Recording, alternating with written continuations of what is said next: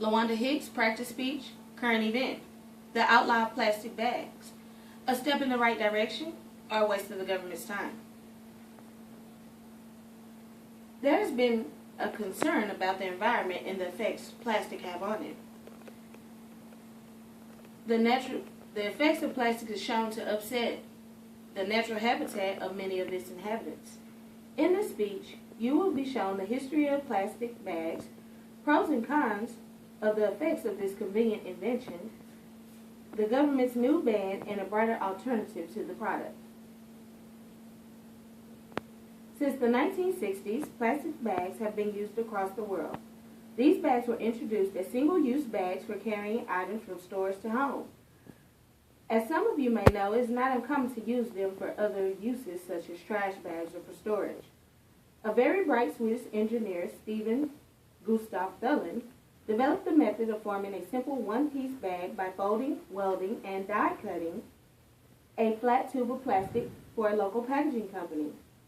The design produced a simple yet strong bag with a large load carrying capacity that was later patented worldwide by Celoplast in 1965. The company set up an automatic domino effect across the world and spread over to the U.S. in 1977.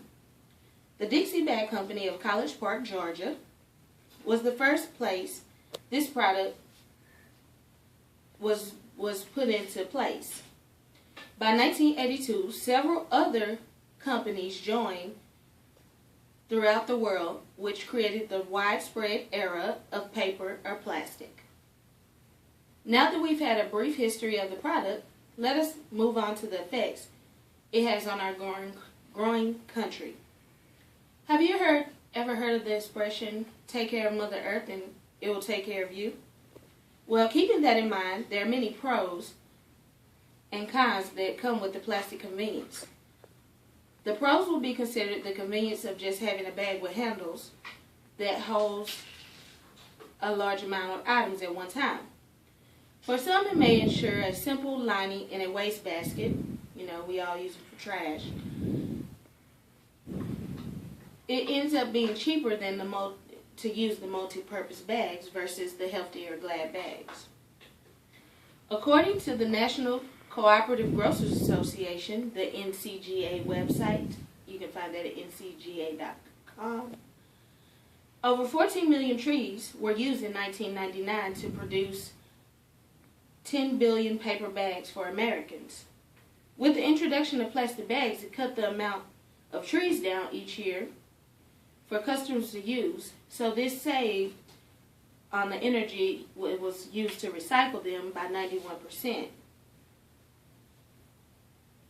Even though plastic has pros, the cons have soon caught up with the nation. When a plastic bag is not properly disposed of, especially in coastal areas such as Florida or California, they remain in the aquatic habitat for over 1,000 years. Seems like a really long time. In that time, over 1 million sea creatures and land-life animals are being killed due to suffocation.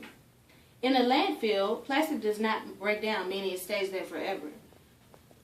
Not only is plastic harmful to animals, but it's also harmful to humans too. They can get stuck in pipes and filtration systems and contaminate our drinking water as well.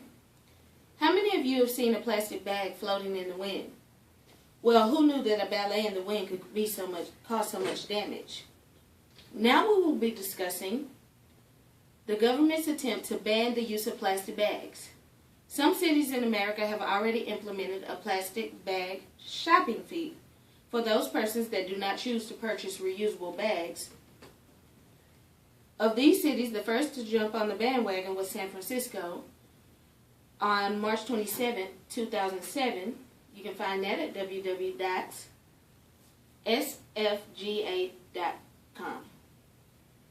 The ban was first placed on large grocery store chains and then spread over to pharmacies and smaller grocery chains. To this day, 4 countries have banned the use of shopping bags altogether. But most cities in America choose to place a tax on those who still use them. They do not give people the option, but hope to discourage the use of the bags altogether. Now for a brighter approach to the situation. Most major groceries or shopping centers have produced a more eco-friendly approach to the growing bag issue. Throughout the years, people have gotten very creative on how to carry their groceries from the store. I visited Sprouts not too long ago, and they had their own reusable bags, which I thought was kind of cool. The cashier took a certain percentage off for each reusable bag that you use, which everyone can afford here and there. In conclusion, while asking the question, if this fight is worth the fight, we understand the thought and the history behind. In conclusion, understand the thought and history behind the shopping bag. Think about the pros and cons of using these bags, as well as the modern day grocery carrier. How will it affect us financially? And an alternative to using them. And just maybe you will too then join the new plastic-free nation.